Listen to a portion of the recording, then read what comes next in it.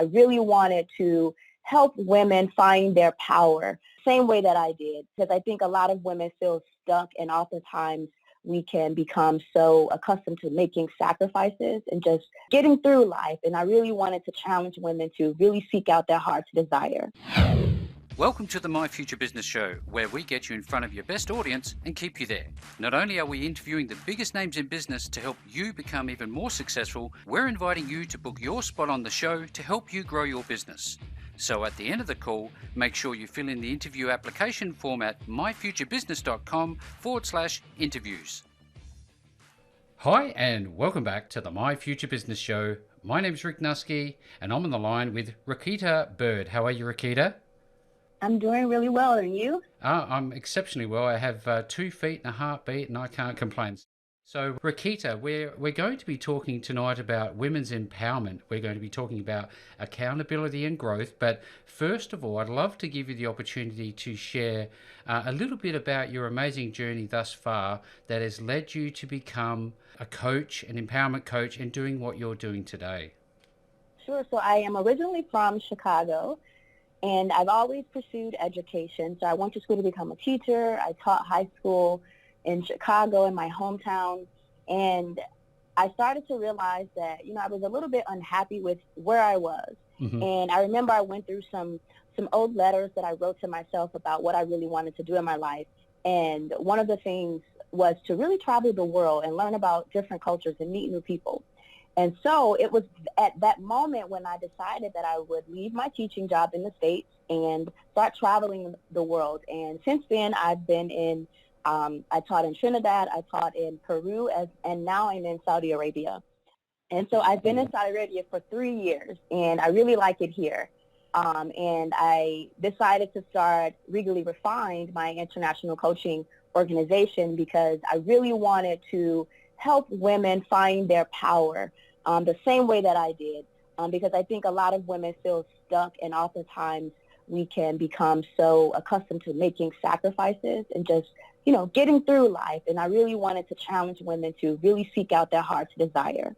Yeah, it seems to be most definitely a changing landscape, isn't it? This traditional, I guess in some cultures, male dominant roles are very much breaking down, and they're changing for the better, I think. What is your take on, I guess, the different cultures that you've experienced in your travels around the world? Well, one thing I noticed is that despite the differences, we all have similarities. Mm-hmm. And for me, I find it very easy to assimilate or to become accustomed to different cultures because I try to find those similarities. And so I think a lot of times, we think that people are so different from us, and we're really not. And so we can really look at what's really important, which is what unites us. I think we'll have a much peaceful world. Yes, absolutely. For everybody who's listening, not just women, but for men alike, for the same reason, I suspect, Requita, in terms of empowerment. Now, I think a really good place to start this journey with you on today's call is to talk about empowerment and what it actually means to you. Mm-hmm. Empowerment to me means having confidence, and that's having confidence in yourself and your abilities. And so when you truly believe in yourself, then you open up an endless amount of doors for yourself. Mm-hmm. Did you find early on in your own life that there were events that have, I guess, triggered this this goal of yours, this mission that you're now on today? And if you did, could you share them with us? Well, the first one will be that teaching experience with feeling stuck and unhappy with where I was at and feeling like I had to fulfill a commitment and, I had to please the people around me. That was one incident to where I really, really stepped into my space of empowerment. But also, I think with just life in general with family, especially as women, we really take responsibility over our families. And sometimes we can allow our families to, decide our decisions we make. Mm-hmm. And so with having some experience with that as a woman, I really just randomly, had this epiphany.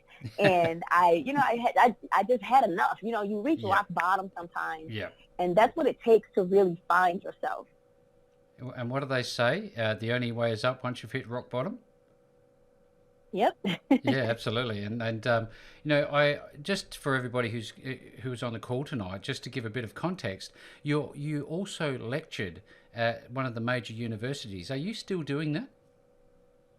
Yes, I am. So I am lecturing at Alfaisal University as well as operating the coaching organization. That's fantastic. Now, you're obviously getting some great traction with your work.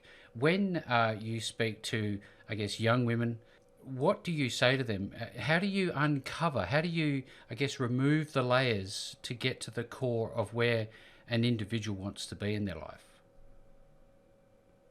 Well, I always start with their mindset, and I ask them to really think about, what it is that they want Mm-hmm. and why do they want that? Or if it's something that they want, why do they think they can't have it? Because that really starts with their limiting beliefs, and different mindsets, that blocks their growth. And so I try to attack, or not attack, but, I try Yeah. to, um, you know, tackle certain mindsets that women have that can limit their growth. Yes, absolutely. Now, when you're working with individuals, do you find that you're having to take them through a process of unlearning behaviors and mindsets that maybe aren't serving them? Yes, and that's a really difficult process, but we try to do it through, I am statements and rewriting those beliefs and really studying and practicing those beliefs by saying them to ourselves. And once we do that, we also work on goal planning. And so having a plan that will help you actually become that I am or that overcome that limiting belief is really helpful because you get to keep yourself busy and also monitor your progress in that. Yeah, because you can see that, that what you think affects how you feel, therefore how you act. And this is fundamental, I suspect, to any personal growth. What is a transformation that you can share with people on the call tonight so they just get a feel for how powerful this process is?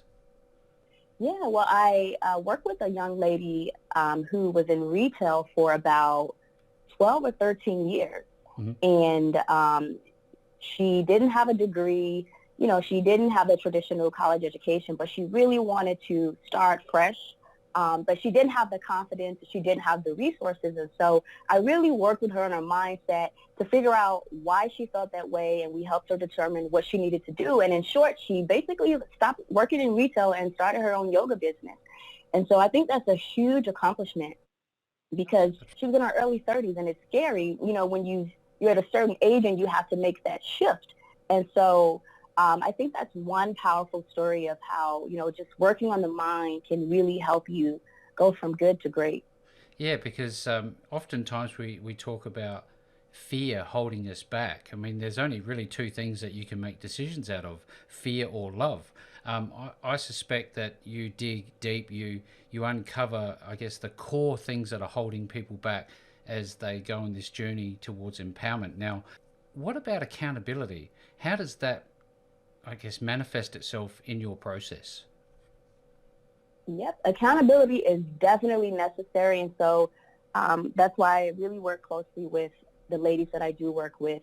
And I'm available to them in various ways from, being virtually to by phone or even in person. But it's important to have that person there to make sure that you are on track. And also, even if you're going through doubts, right? Everyone has doubts. But if you notice that your confidence is decreasing or you're beginning to, experience some doubts, you have that person there to kind of speak life into you and to motivate you to continue. And so, I love, having an accountability partner for myself as well as being it to my the clients and women that I work with.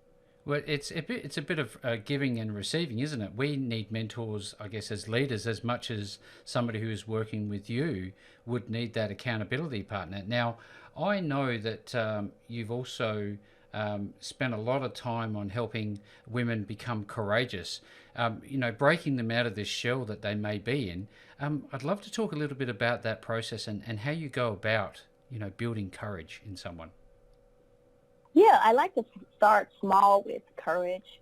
I think oftentimes we think, having courage has to be this big thing, like, you have to be the next Dr. Martin Luther King Jr., but sometimes, sometimes courage can simply, mean, dyeing your hair that red that you always loved. It's doing that small thing that you wanted to do, but you were afraid of doing because you were afraid of what other people might say, or you didn't have the confidence.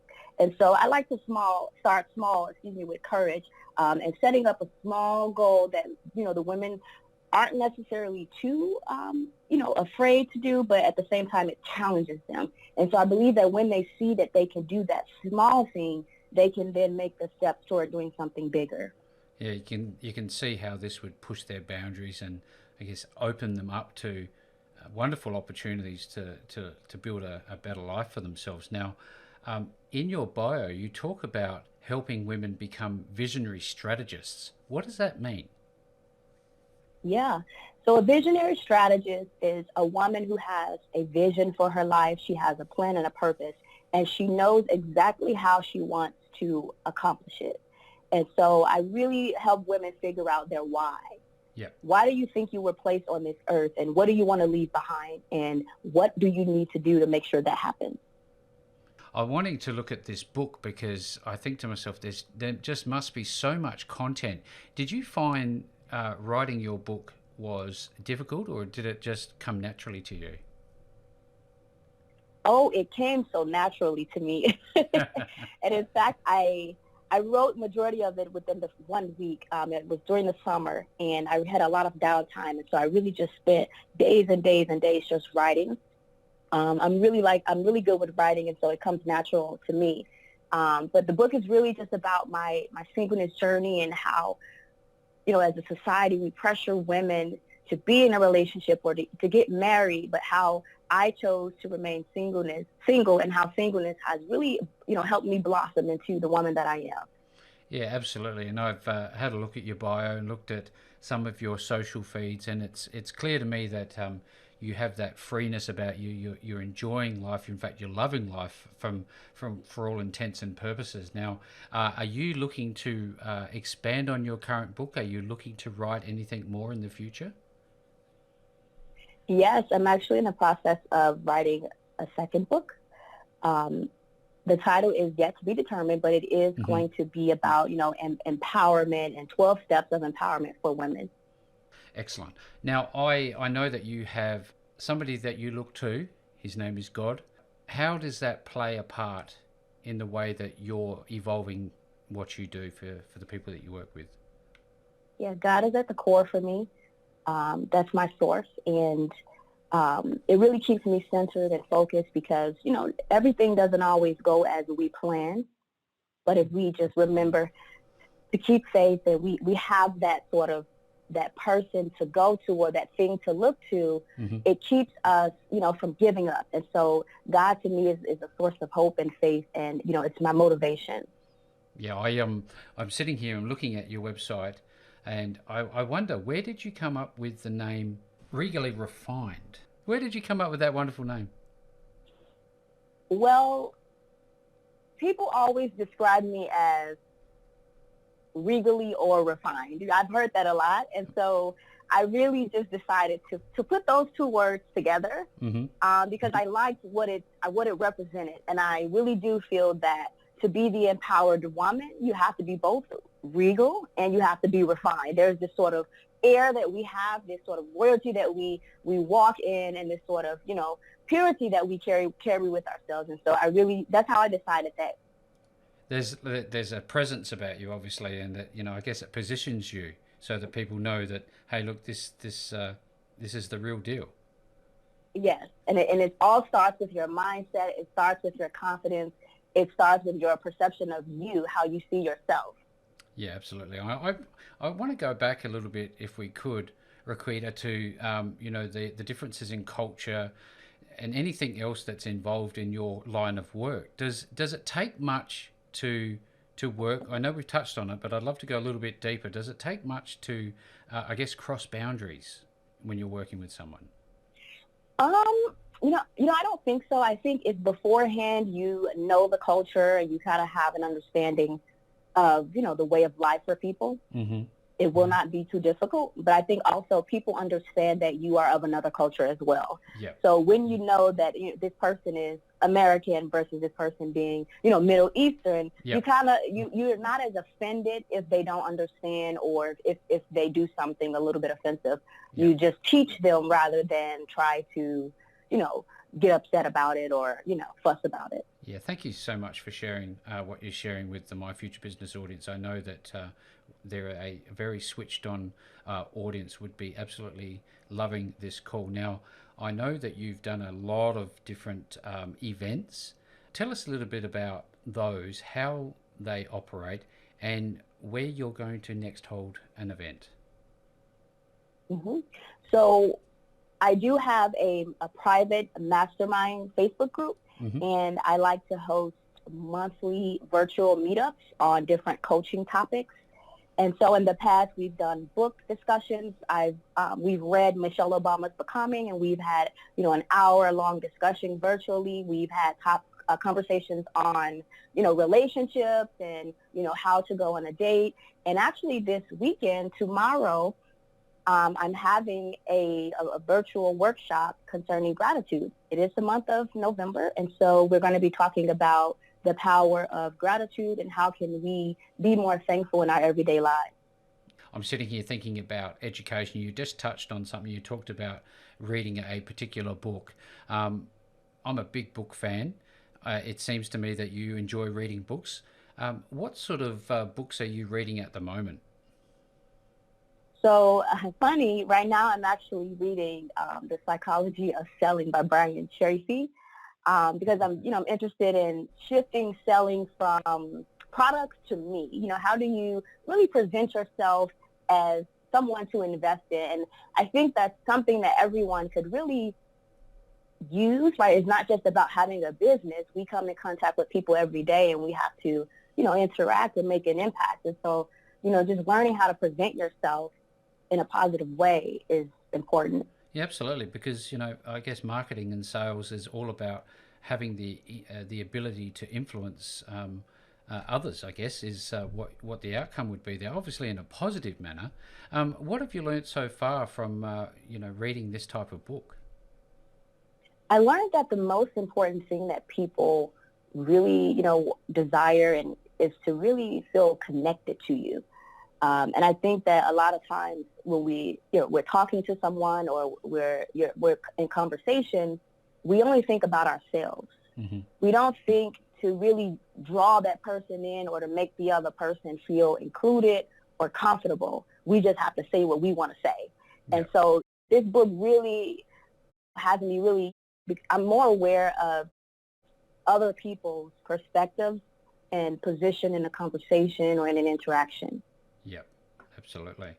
And I guess there's many, many different aspects to that journey. Now, I'm looking at your list of services. I'm looking at your winner package, your overachiever package, and your conqueror package. Could you talk us through each one of these and what the people that you work with receive as part of those packages? So the biggest difference in those packages is just the number of coaching sessions.